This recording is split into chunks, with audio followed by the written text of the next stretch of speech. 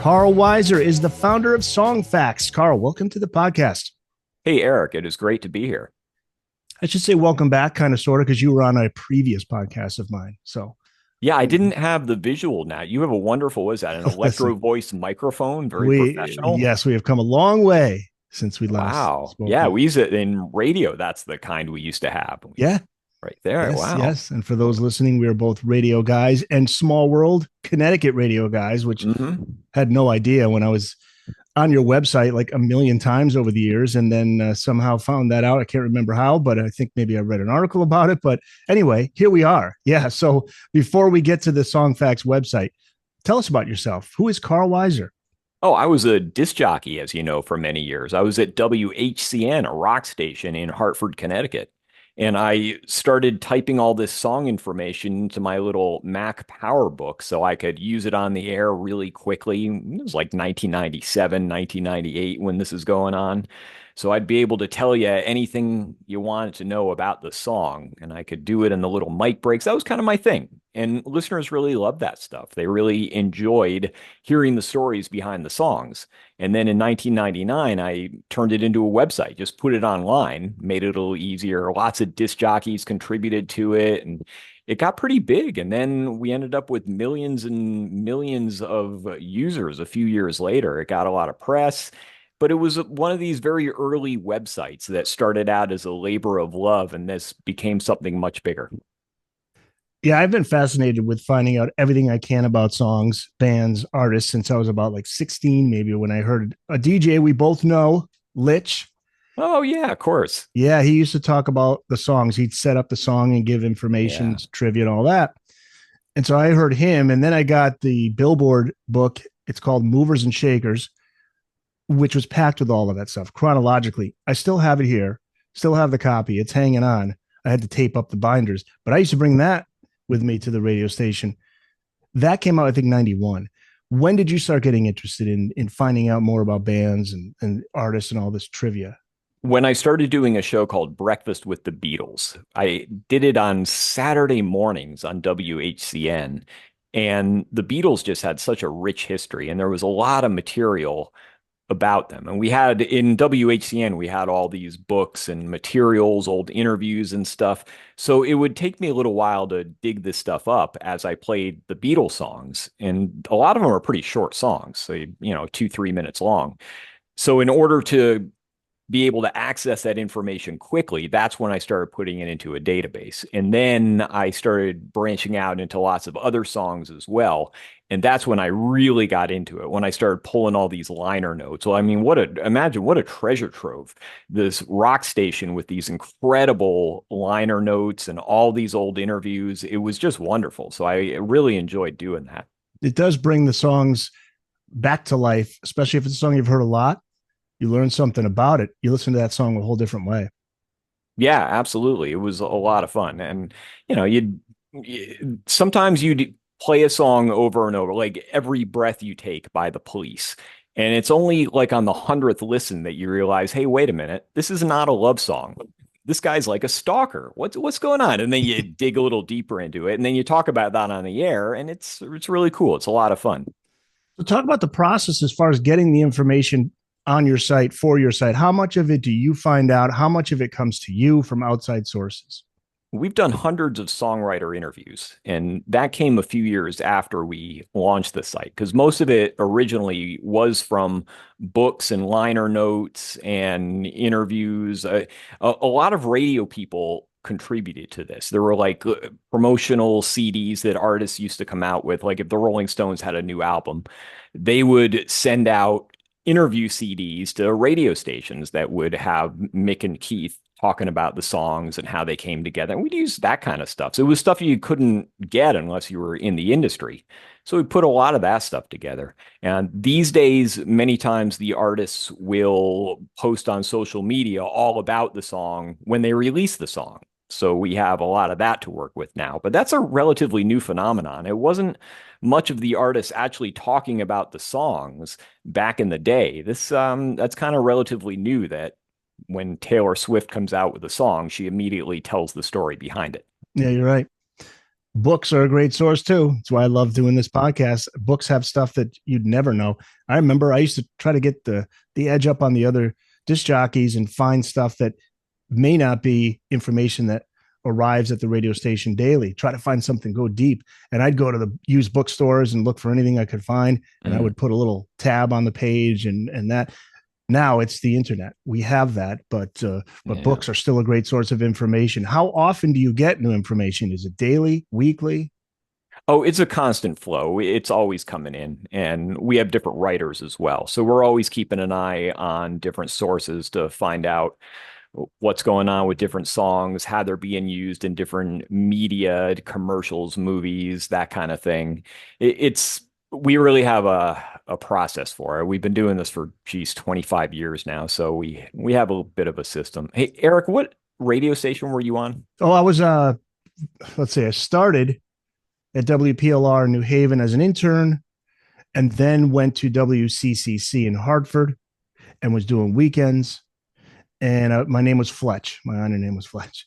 Okay. Then I went over to the station. It's based out of Farmington, but it was a Hartford station, which would have been doing commercials for WRCH, Light 100.5 Hmm. and 96.5 TIC, AM and FM. And then they had 93.7 The Point at that time. Hmm. I'm sure you remember it was classic rock for about 15 minutes. And then they changed formats to dance and oldies. And then they went, and then I left at that right before they went to all hip hop. I went out to Fairfield County and worked at I-95, 95.1 FM. That was for a good 6, 7 years full time. I did Wow. weeknights and weekends. Oh, quite a journey. Where'd you get Yeah. Fletch? It was like the day before I was to go on the air, and the program director said we need to come up with a name for you. What are your favorite bands? What are your favorite movies? And Fletch was one of the movies that came up.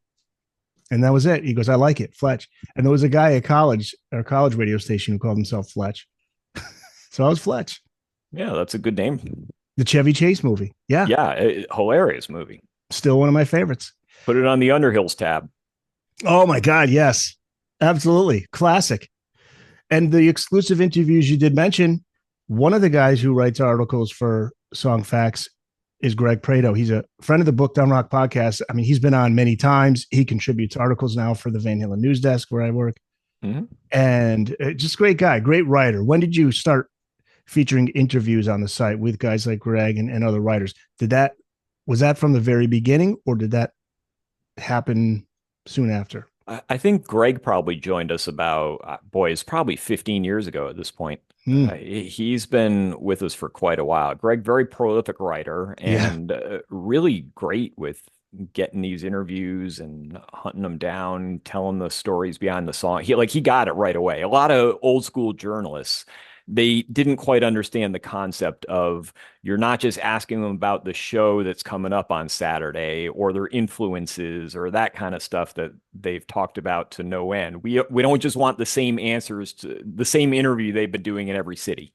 We want to hear the stories behind the songs. We want to hear the creative process. And Greg got that. He figured out right away that we're going to talk about the songs. And the great thing about Greg, what I love about that guy, a lot of journalists will dance around a question. Greg will always just come right out with He it. does. Like what's this song? Like I remember it was the band 311, and we really wanted to know if the song Amber was about his girlfriend Nicole Scherzinger, as he went out with the Pussycat doll Nicole Scherzinger, and a lot of people would have trouble asking. And Greg just comes out, hey, so Nick, is Amber's about your old girlfriend Nicole Scherzinger, right? and Yeah. and he was, and it's funny how often you get, if you ask a straight question, you get a straight answer, and Yeah. he he talked he about it. did that Wolfgang Van Halen he interviewed, and at that time Wolfgang was just kind of sick of answering the Van Halen questions, and Greg asked the questions, and he got great answers out of them. Are you gonna Yeah. ever do a reunion? He just asked all the questions we want to know. Mhm. Yeah. Yeah, What if you do it the right way, you can just ask and you'll get an answer. do you remember the first interview you posted? I think you told me the story during the previous podcast a few years back. Oh, that I ever did. Yeah, at first it was just me doing them, but this was Okay. back in the early years. So what was the first one you ever posted to the website? Man, well, I remember the very first person I interviewed, and I had no idea what I was doing. And it was a singer-songwriter named Janice Ian, really fantastic singer-songwriter, like a folk singer.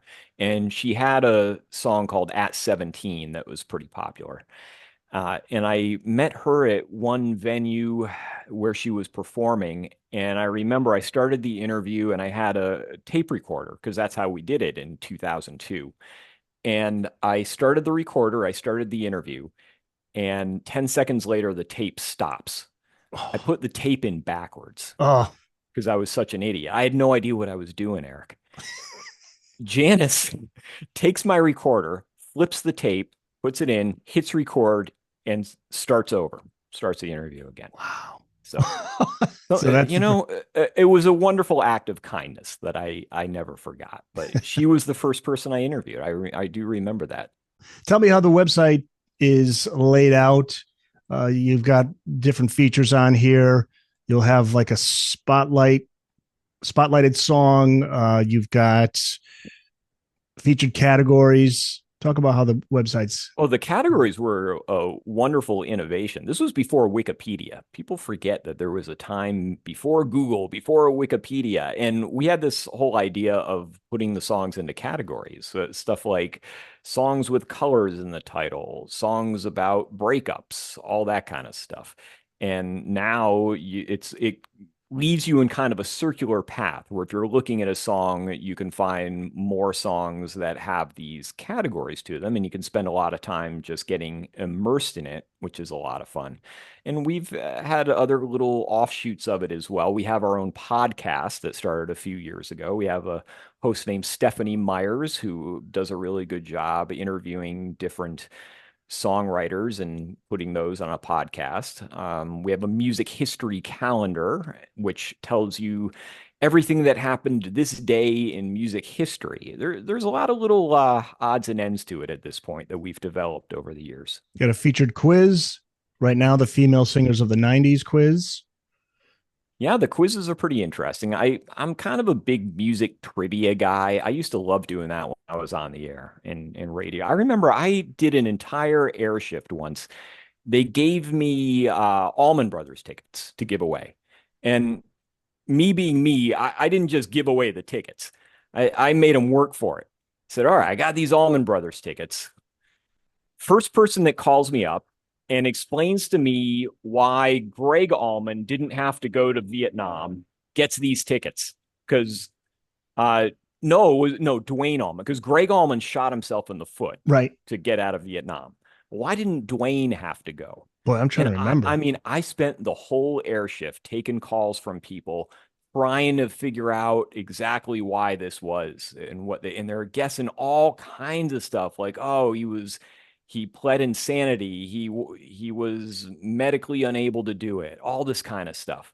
The real answer was because they wouldn't take the oldest son to Vietnam if the younger one was it. But yeah, he got out of it because Wow. there was a rule there that they didn't want to kill off like the whole family. And Wow. if Yeah, you I were don't the recall oldest, reading. if you were the oldest son, you could get a certain exemption. Yeah, I know Springsteen is because he was pigeon-toed, I think was the reason I Yeah. think he mentions it in one of his songs on the Live 75 to 85, right? Oh yeah, he says they didn't take me. It Yeah, was a reason, the most controversial one is Ted Nugent because Ted right? told this whole story about how he made himself appear that he was completely insane, like wet his pants when he showed up and acted Yeah. like a lunatic and got out of it that way. But then later on, he said he was making that story up just for fun and that it was his number didn't get called, something like that. Yeah, quick Ted Nugent. I interviewed Sure. him. Yeah. Oh, you did? Okay. Yeah, and the first thing Ted asked me, like, "Hey, Carl, the guy's got crazy energy. Carl, where are you calling me from, Carl?" I said, "Well, I'm calling you from Connecticut, Ted. Now, keep in mind, I'm going out of my way to keep this not political at all. I just want to talk about the music." And here he is. Where are you calling me from? No, okay, this is a minefield. So, I'm calling from Connecticut, Ted. He goes, Connecticut. I love Connecticut. You guys should visit America sometime. Jesus Christ. But then he did a wonderful Told me all of, you could throw any song at him. He'd tell me a story behind it. He Yeah. was fantastic. Stayed away from politics though. I think I it's wouldn't let him come near that. I think Springsteen was it's that he's flat-footed. I think was the Springsteen fans are listening to this. They know, but I think it was because he's flat-footed. Anyway, Yeah. yeah. So you have sing-along songs as the featured category right now. Sweet Caroline, Dixie Mm. from Daniel Decatur Emmett. Boy, you got some Cliff Richard's Summer Holiday, Yeah, Saga, man. The Flyer. There's well over 50,000 songs in there. So you're gonna get some odd ones.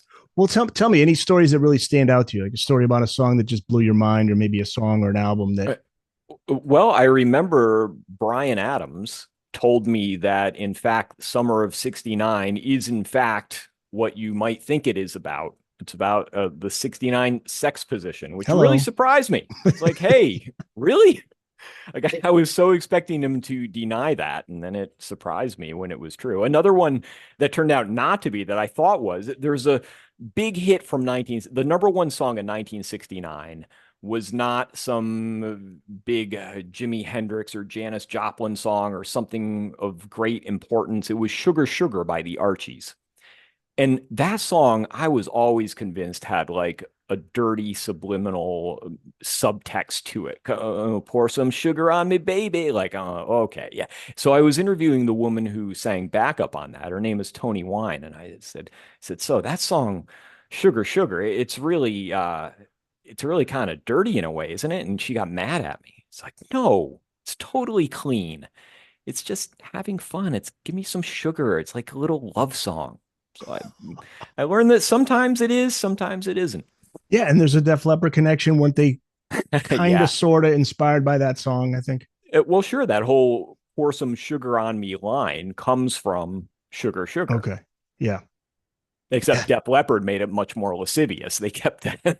Yeah. Exactly. Exactly. Theirs means what I thought Sugar Sugar meant. Yeah. Yeah. And that song took off. I'm not sure. Maybe this is in your website, but it took off at a strip club in Florida. They started playing "Pour Some Sugar on Me," and then the local radio station, started playing it. Then the song took off, and then the label said, "Oh, we better release this." Yeah, it was a huge hit. Certain songs, albums, bands that you'd love to know more about, but there just isn't a lot out there that frustrates you. You wish there was more. The artist that I've always wanted to interview, who's just never uh, can't find her, artist named Poe, Poe. Remember from the '90s? Uh, Released Oh, a couple albums and then disappeared. And I was always really intrigued by her music and would love to know more about it, but can't find her. Or I could find her, but she's not talking. would I And recognize a song? Angry Johnny, maybe Walk the Walk. There's some Hmm. really interesting tunes, but you probably haven't heard much of her because when she vanished, so did any kind of promotion. So with nobody out there pushing your songs, no publisher trying to get airplay for them or re-release anything, the music kind of vanishes. It just goes away. Yeah, here's a quick search, and there's a website. The headline: "What happened to Poe?" Sure. Yes. I have asked that question and I've been close a few times to getting the answer to that, but it hasn't happened yet. And do you know what her real name is? I'm cheating. I'm sure I could find out, but Okay, I Anne don't know. Anne Danielewski. Yeah. Yeah. All right. How about bands that have plenty of information? Would it be the Beatles, like the most that's out there regarding trivia stories? Probably the Eagles. The Eagles. Eagles have had so much written about them as far as bands. Bob Dylan's another one. There is more written about Bob Dylan than you would ever be able to read in 1,000 lifetimes. But I always thought that the Eagles were a little overwrought when it came to coverage versus output. They didn't release that many albums, and boy, you heard about them all the time. Now, fantastic band. They're wonderful. And boy, do I love Hotel California because that's one of the most popular songs on Songfacts. But my gosh, there is a lot out there on the Eagles. Not only a great song, but great trivia behind that song about really what it's all about.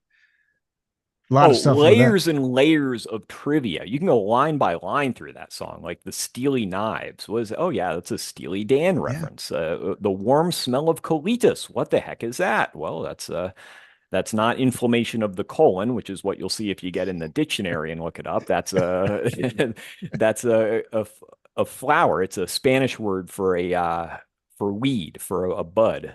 So it's a marijuana reference.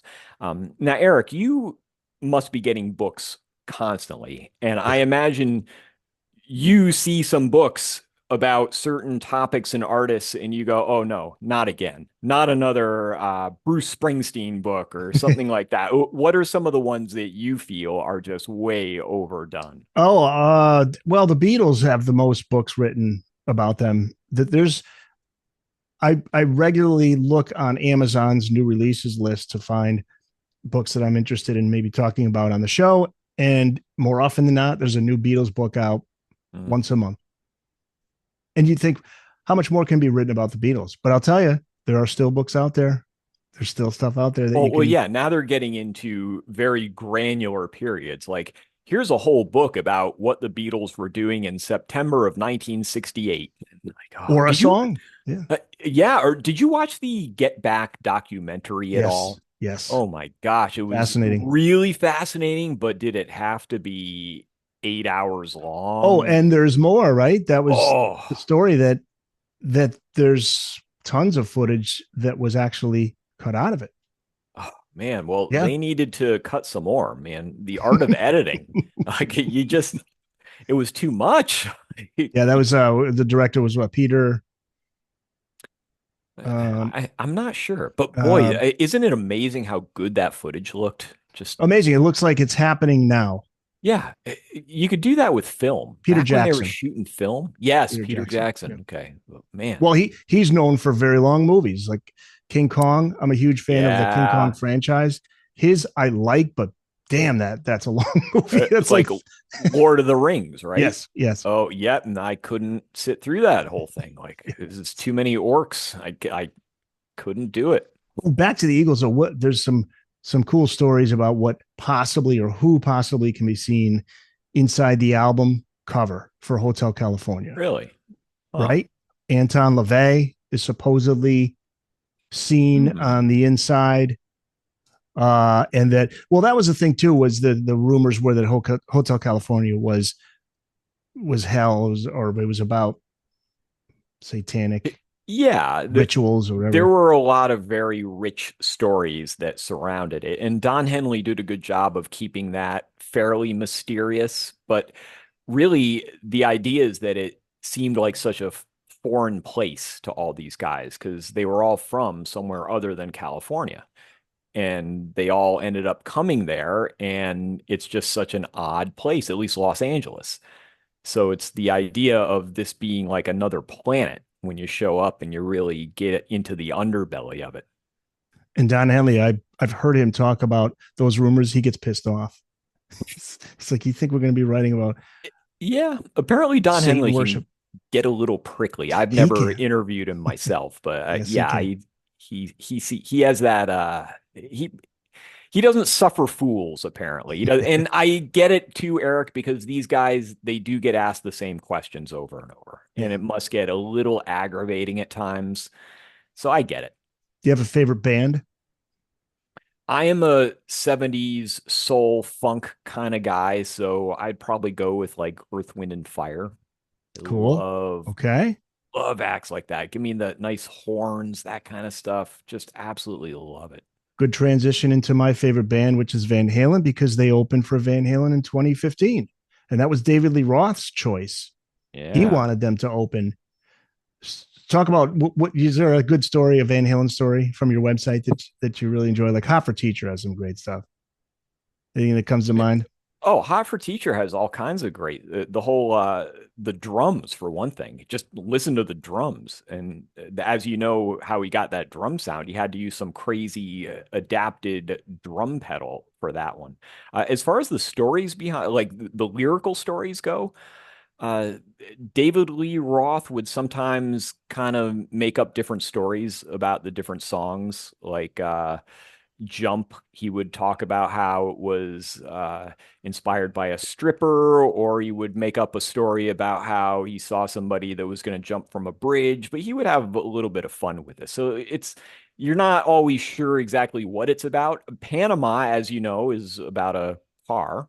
Yeah, And I thought it was interesting. Eric and I were at the same Sammy Hagar concert not too long that's ago, and right. we saw that Sammy did Panama and Jump for that matter. And did you notice that there was he flashed an image of what looked like Dave's Mercury Lowrider on stage, which Greg Renoff, the author of Van Halen Rising, he noticed that and he posted something on Twitter about it. Huh. But Sammy and Dave don't agree on much, but they do love cars. They do. Like they both can't get enough of those cars. Yeah, they do. Alex Van Halen, you got to be looking forward to his book coming out next month. Oh, I didn't know he had one coming. Yeah, Alex Van Oh. Halen's got a book called Brothers, and we assume it's going to be primarily about the journey that he and Edward went through from being born in a different country, moving here, Mm. starting up Van Halen, one of the greatest rock bands of all time, and then right up till Eddie's death. So looking forward to that. It comes out next month. Yeah, well, as you know about Van Halen, one of the reasons it worked so well with Dave as a lead singer was that Dave would take all that oxygen that the other guys didn't want, meaning the media attention, any kind of interview, any kind of anything related to uh, people wanting something from you. Dave would take it. Now that had the dark side because he became this kind of monster as well. But what that ended up happening was nobody was ever asking Alex what he thought. Unless you were a drummer, you'd never say, "Hey, Alex, how do you feel about playing this song?" Or "What do you think about playing this?" So it'll be very interesting to hear what he has to say. Absolutely. He hasn't spoken since Edward passed. He's just posted a few brief, I miss you posts on Twitter or Instagram on the anniversary of maybe Eddie's birthday or his passing. But yeah, it's going to be interesting. Carl Weiser, the founder of Songfacts, that's songfacts.com. So, Carl, I asked you to share with us some books on rock that you've read that you want to talk about. So, I think you said you got them stacked up there, ready to talk Yeah, about. A lot of I great got. ACDC books out there, and you Oh, have one that you're a fan of. have you seen this one? It's No, okay. that's awesome. The cover All for right. those who are just listening to Yeah, this check that episode and out. not watching it. So it's got the picture of Angus and it spins around in the middle. So what's the name of that book? This one is called High Voltage Rock and Roll, and it's Phil by Phil Sutcliffe. Phil Sutcliffe, who's a Yep. terrific writer, a British writer, I believe. But it's a coffee table style book, and it is chronological, and it's got just amazing photos. Like, how did people were taking these pictures back then? It's fantastic. It's got this is something I didn't realize. Did you ever go to an AC/DC concert? I wish I could say I did, but I have never seen ACDC live. Same with me. Well, back if you saw them in the early 90s, you would, during money talks, be showered with Angus bucks. Money would come down from the ceiling and you would be able to get yourself an Angus. So in this book, one of the things I like is seeing what the Angus bucks look like. Oh, and here's something else for you, Eric. What state do you think is the state that told AC/DC that they were not allowed to fire their cannons during For Those About to Rock? Oh, wow. This is a good one. Boy, I'm going to just throw a guess out there. So they're not allowed. Yeah, what state would have such a stifling bureaucracy that they would not allow AC/DC to Oh my fire God. off their cannons? I feel like, I don't know why. I want to say, oh God. Like, it's almost like I want to give one that you would never think, like Philadelphia or something. No, it's Connecticut. Get out of here. Come on, dude, a lot of stuff happened in It's Connecticut in at Connecticut. concerts. Yeah, they Oh played my, the Hartford Civic Center and they wouldn't let them shoot off their cannons. that might answer a question because they haven't played in Connecticut. And That that might be the last time they played was that show, because they have not been to Connecticut since, I think, the 90s. I don't think they've been. I think they do Boston, New York, and they skip right past Connecticut. Yeah, it's well, you can kind of understand why they, can't fire the cannons. Yeah, That's no fun. And it's also the same state where Jim Morrison got arrested. Like yeah, New Haven. there's some history in Connecticut of rock and roll shenanigans going on. But Yeah. man, yeah, I would have loved to see that show. And interesting, a buddy of mine, one of my best friends, was at that show, and when he was like 9 years old, it was his first concert. And he got in the show because his brother was a disc jockey named Bob Rivers, who was a Oh pretty yeah. big, pretty famous disc jockey. He was a WAAF for a while, Isn't but he the way he did the spoof songs? He did yeah, like the Weird Al type songs. yeah, Twisted Tunes. He had a gold record doing like fake Christmas songs, Oh parody yeah. songs, like the Oh 12 Pains of Christmas, that kind of thing. yes. Yeah, he lived a few houses down from me in Branford, Connecticut. Wow. But he was older than I am, and he took my really good friend to AC/DC and got him backstage, all that. So my buddy's first concert ever is not just an AC/DC show, but you also get to go backstage and meet everybody. Where do you go from there? Right. Anything else is like anticlimactic after getting that experience. Yeah. Bob Rivers. Yeah, we still hear those songs every Christmas. Yeah, that book came out in 2010. Pearl Jam 20 from 2011 Oh, that's another big coffee table book. Let me pull by this one up Pearl for you. Jam. Oh Yeah, my goodness. Pearl Jam. All right, All yeah, of the this authors. There it Pearl is. Jam 20. And this one, what I love is that it's also date by date chronological. So, and it's got lots and lots of photos that tell the story. So you can really follow along to see what's going on. And what's really interesting about Pearl Jam is how much happened in a very compressed time frame. So from about 1990 to 1993, enough happened for easily a whole career for many other bands. So much was going on. I And what's remember it also well. interesting is how perilous it was in the early years. There's one part in here where Eddie Vedder is talking about doing the movie Singles. Do you remember that Oh yeah. movie? Yeah. It was kind of an early grunge type movie, and Bridget uh, Fonda, yep, um, Bridget Fonda was in it, and Matt Dillon was in Dylan, it. Matt But Dillon. Yep. but Pearl Jam played a fictional band in the movie called Citizen Dick. So they're in the movie performing, and they shot the movie before they released their first album. And at this time, Eddie, particularly, was dirt poor. Eddie had moved from San Diego and he was kind of taking a flyer on these guys, hoping this would work out. And he was wondering if it was really going to come together. And he explains in this book that when they did the Singles movie, he felt a lot better. First of all, because it felt like something big was happening. But second of all, Matt Dillon had him give him guitar lessons and paid him $1,000 for some guitar lessons. So that was a Wow. huge deal. It's like that $1,000 like got me through and made it. And then everything just snowballed. Like once they released that 10 album, it took a little while, but once it reached a certain velocity, it was just unstoppable. And it just rolled and rolled at a crazy pace, which caused a lot of problems, as you can imagine. I still remember in my dorm at Southern Connecticut State University, the video for Alive was on, and everybody's like, "Whoa, who are these dudes? What's this?" Because we were still in that hair band era. Yeah. So Yeah. there would be Pearl Jam Alive, and then the next video would be Warrant, you know, and it was Yeah. like that crossover period, like when Mr. Big had To Be With You, I think was the number one single. And Mhm. then Smells Like Teen Spirit was on at the same time, and you'd hear them back to back on the radio. It was this transitional period. Yeah. And don't you love how Pearl Jam made one of the most acclaimed videos ever for the song Jeremy and then responded by not making any more videos? Yeah, couldn't stand making videos. Yeah, No, I mean the Jeremy video, they don't even appear in it.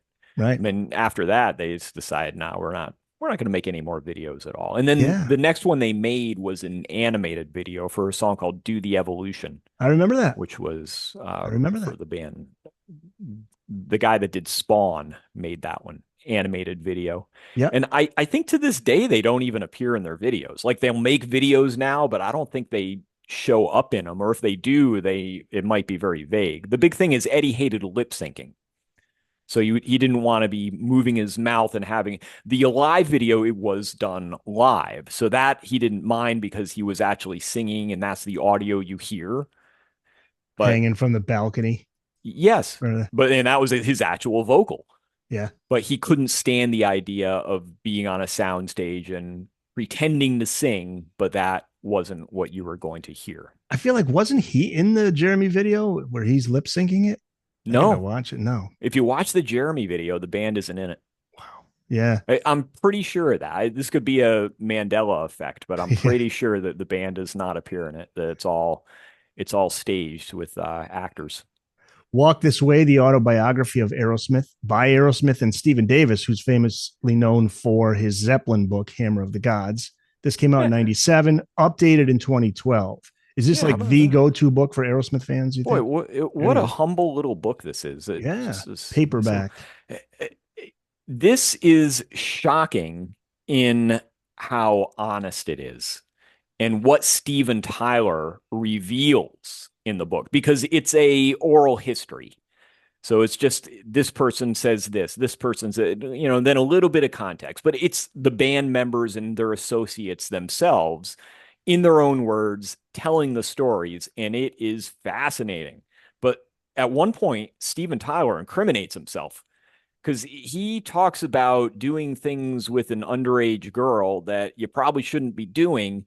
And later on, that girl ended up suing him. I remember last year, 2 years ago, I think it was years later. He's faced a few lawsuits, and one of them, which I think was fairly recently, a few years ago, was one that he talks about from this book. And the book is part of her lawsuit. Like in his book, he says that he did this and this, and it's very incriminating. You can tell that any lawyer would have looked at this and said, nope, we're not publishing this. But somehow all this got through.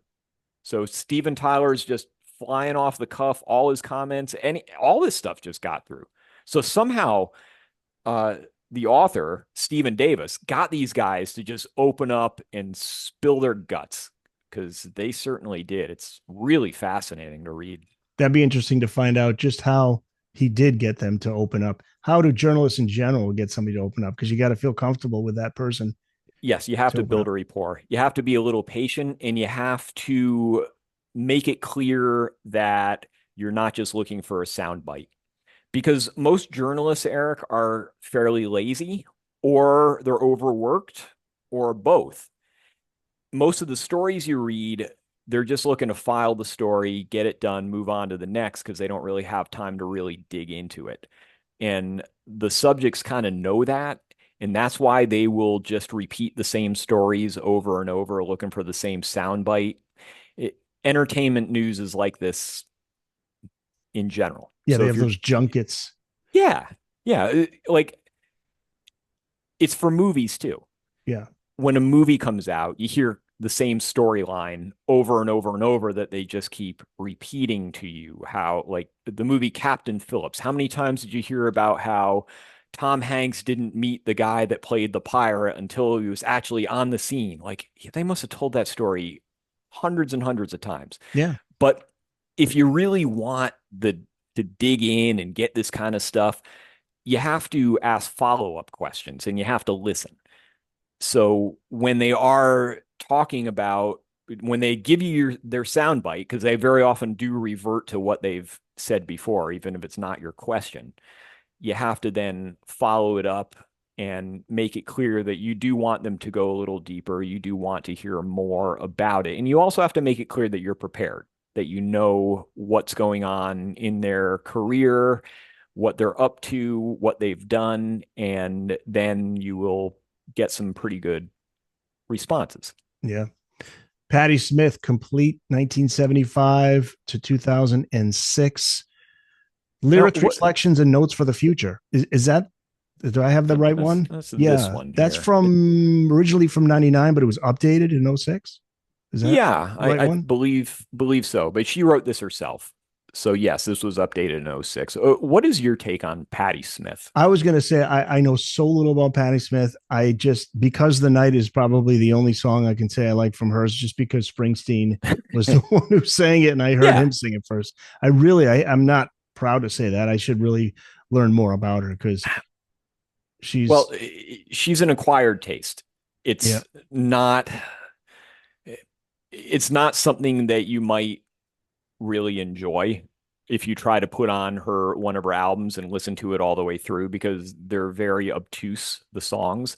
But what I love about the book is it is very much like her songs in that it is mostly it's a lot of photos, very artistic style photos because she writes in a lot of imagery in a way where her lyrics will describe what you can then visualize in your head. And in the book, she writes like she writes her lyrics in a way that you have no idea what she's talking about. Now, maybe her certain fans, certain people get something out of this and they totally understand it, but it's you'll get stuff like when my hair was cropped, I was craving covering, but now my hair itself is a veil. Like, Mhm.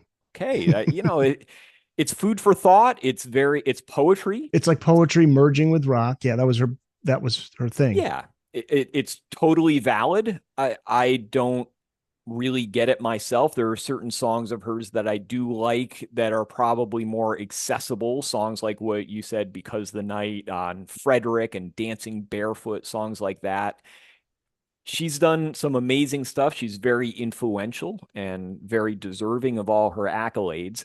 And I feel that this book just captures that spirit very well. Yeah, and I'd love to know. So she teamed up with Bruce to write "Because the Night." Do you No, that's know? not totally true. No, Springsteen had the song written. he had the song written. Yeah, Okay, it was already written, and Jimmy Iovine, who was working with both of them, is the one that told Bruce that he had to give that song to Patti Smith. gotcha. And Okay. when he gave it to Patti Smith changed some of the lyrics and she made it more of a love song. I think she may have maybe she put in like the Take Me Now part, Take Me Now. But the whole Because the Night Belongs to, and most of the verse lyrics, Springsteen already had that. But Patti Smith did get a songwriting credit on the song, which ended up being pivotal because she was never a very popular artist. She never sold many albums at all. Like, I don't think she ever had a gold record. But Because the Night was her only real hit, and with her having a songwriting credit on it, it gave her the royalties she needed to be able to keep doing what she was doing. Hmm. There's a great story of Bruce writing "Hungry Heart" well, he ran into Joey Ramone in New Jersey in Asbury Park, I think, and he offered the song to Joey, but then John Landau, Springsteen's manager, is like, "No way, man, we got to keep this one." Yeah, and it ended up being a huge hit. Right. You ever see a Springsteen concert? Oh yeah, Yeah, and amazing. It's like a Hungry Heart, from religious what I remember, experience. he basically lets the crowd sing the song. Yes. So Yeah. if he is going to do Hungry Heart, he's not really feeling like singing it. He's just kind of, all right, everybody's going to have fun. It'll be a sing along, and he'll just point the microphone at the crowd and let the crowd sing along with it. I just would love to know what it would have sounded like if the Ramones did it, because it wouldn't have sounded exactly the same. There's no way, because Would have the been Ramones. There's it would been have been very, very different. That's for one, two, sure. three, four. Yeah. The last book to talk about is Lived Through That 90s Musicians Today, 2021 by Mike Hipple. This looks Yeah, all right. similar Yeah, to the DC book, right? The photos, great stories, great photos. well, this one is wonderful because it goes through every page is another artist from the 90s who you may or may not remember. uh, Kay Hanley here, letters to Cleo, Kay Hanley. And Mike is a tremendous photographer. So you get the photo, which is incredible. And then he tells you a bit about the person, what they're up to, that kind of thing. I just found it an incredible read. But then again, I also have kind of a fascination with the 90s. I remember that time fondly. So it's intriguing to me to see what many of these people are up to. And I give Mike some credit too. When I read this book and I saw that some of these people were still kicking around, making music, doing some interesting stuff, he put me in touch with some of them. And I Oh, ended up cool. doing some interviews with them. Like, like Tracy Bonham is one. If Yeah. you remember the Tracy Bonham hit Mother, Mother, Yep. one of the most intriguing songs of the 90s, got a violin. Tracy Bonham would play the violin and sing at the same time. And this was one of these early songs of just screaming anxiety where she would scream, "Everything's fine." The whole wonderful story behind the song. And quick little story about what I learned from Tracy Bonham. In the 90s, authenticity was everything. You couldn't break an artist unless they had paid their dues by coming up the ranks and working for it. But Tracy Bonham got her record deal right away because she had a demo that was really good. So she hadn't done the whole indie artist, release some EPs, that kind of thing. So her record label, which I think was Island Records, made a fake indie album on her behalf. They contacted a indie label and they gave them some music and they said, release this, and we're going to call it the Liverpool Sessions, and it's going to have her name on it. And it was solely to give her a backstory.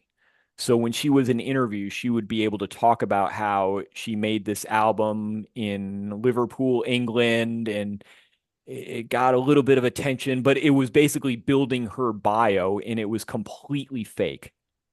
Wow. Now these days nobody cares about any of that. Right.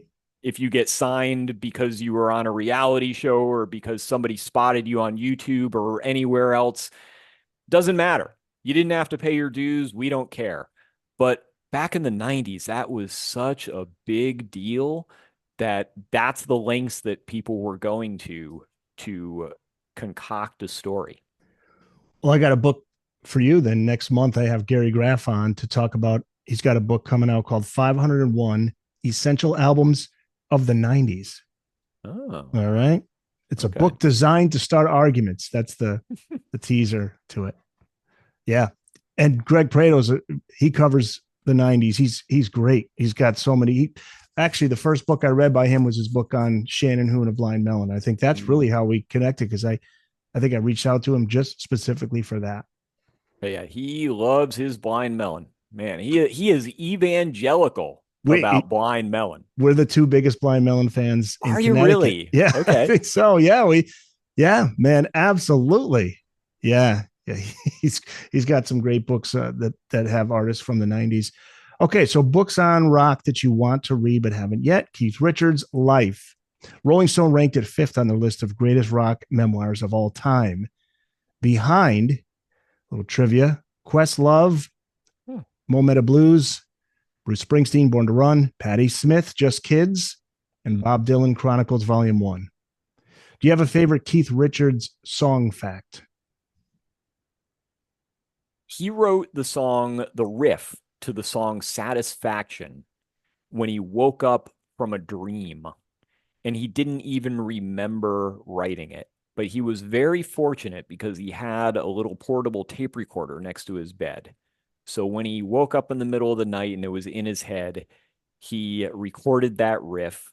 And then the next day he listened to it. And typically, if you wake up and record something, it's not going to be anything good. But it ended up being the riff to Satisfaction One of the greatest songs in rock history. and one of the great riffs Yeah. in guitar history.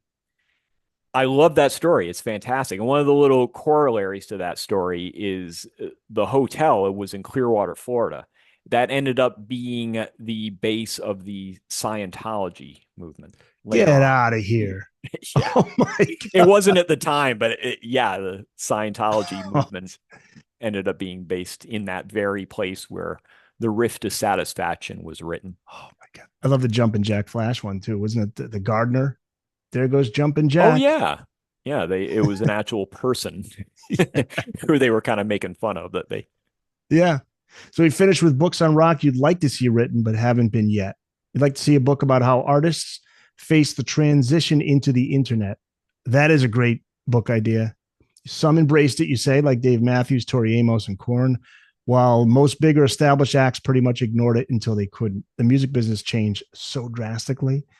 I'd like to know if there was ever a shift that big prior to that, because if you go back to the advent of radio, maybe to 8-track and cassette players and vehicles to the MTV era, Mhm. maybe the MTV era probably would be a close second, but the internet just that must have had the biggest impact on music. It's hard to tell if the internet did or if MTV did. That's a good question. Yeah. MTV was very, very disruptive. After MTV, if you were REO Speedwagon, you weren't really relevant anymore because you weren't really on MTV. But if you were Van Halen, you were in great shape. If you were Duran Duran, you were doing really well. And some artists, ZZ Top revived their career Oh, on yeah. MTV. So it And could then be done. it would turn an artist from a nobody into one of the biggest names worldwide just because of MTV. One Yeah. hit wonders, right? I mean, that's Yeah. and then it would sell in turn sell albums, move Yes. units, as they'd say. So that was transformative. I don't think the internet was as transformative. So if you were a Bob Seger fan, you were still going to listen to Bob Seger and buy his next album, even though he had no internet presence whatsoever. But if you were a new artist like Korn and you really leveraged this, you were the internet made you. That's how they got their fan base. It wasn't through the regular channels. It wasn't through the normal promotion. No radio station played them, but they managed to do it. So yes, a book about what artists really leveraged the internet and were able to use it to their advantage would be interesting to me. And the other little ancillary part of that is many artists had fan communities that cropped up with the internet. Weezer, for instance, had this army of internet evangelists for the band that made them so much more popular than they would have been otherwise. The Dave Matthews Band managed to really create something special that way. And sometimes it would just be one fan that would spearhead this and pull it all together for an artist. So, like Tori Amos, somebody has spent a lot of their life documenting everything Tori Amos has ever done and putting a community together for her. It's all there. And Tori is helped out by doing a lot of very forward looking promotions. She was one of the first, I think, to put a song on the internet, for instance, back when nobody else was doing it. Aerosmith too. I don't know if you remember that. No, I don't. Oh, There was wait, a I kind song of off do. of yeah, Yeah. that was the album Nine Lives. I think it was an internet only single. Yeah. I Yeah, so do kind of remember that. some bands got on board, some they just couldn't ignore it. I love now that this is crazy just to think if you're promoting a band or a product or an actor or whatever, hire an influencer. I mean, just somebody who has a million followers on social media. It's just it's a whole different world. Yeah, It's it's like really, really different. But like what I you can, hire you if you're an influencer, you can be paid lots of money to like go to I don't know, you go on a cruise and you just got to post. Oh, this cruise is so great! Like, look at all this stuff. yeah, Crazy. what's really interesting about these influencers is how they rose to that level of fame because they don't always look like they have any discernible talent, but somehow some of them manage to just crack the code and they get it. Whereas there are a million others out there that are just begging for attention, begging for Yeah. followers, and nobody cares. I remember Chris Jericho on his podcast had somebody who was a woman that works for him to promote him on social media. And it was fascinating how she just broke down like the way there's just a specific science to it, and the length of the Mhm. videos and what you put for hashtags and what type of title do you give it? And Yeah. how often do you post? What time of day do you post it? all that stuff. That's just, again, a whole different world, because back in the day, it was like get your song on the radio, tour, and then get your song on the radio, get your video on MTV, tour, Hmm. you know. Now it's like you got to spread it out. You got to hit all the avenues. Yeah. So, And I think you have to be persistent too. If you're mhm. going to be any kind of media personality, you really need to stick with it. And a lot of people get bored with it when it doesn't work out right away. But it is funny, Erica. If you look at somebody tells you about an influencer and then you actually look and you see what they are, you go, oh, this is it? How is this person this popular? But Yeah. they stick with it, they know their audience, and they find a way to make it work. So let's plug the website. Tell us about Songfacts, the podcast, the website, whatever you want to get out there. Let people know, because you got the music history calendar, which you did mention up top. But people know where people can go and what they can find. Well, since you are in fact a podcast listener, if you're hearing this, I would suggest, check out the Songfacts podcast. Just type in Songfacts podcast and it's pretty interesting. You might learn something about an artist you haven't heard about before and get their stories. And if you do ever question what a song is about, you want the lyrics, something like that, go to songfacts.com, type it in and get it from us. Don't just get it from Google. Don't just type it into Google. They just spit it out some AI generated stuff. Go to songfacts.com and check it out directly, and it'll be worth your while. You'll find out what other people think about it. You'll get the real story behind it. It'll be you'll enjoy it. Yeah, I challenge anybody to go there just for a few minutes, because once you go there, you go down that rabbit hole and you start looking for another song and then another song. Well, what about that band?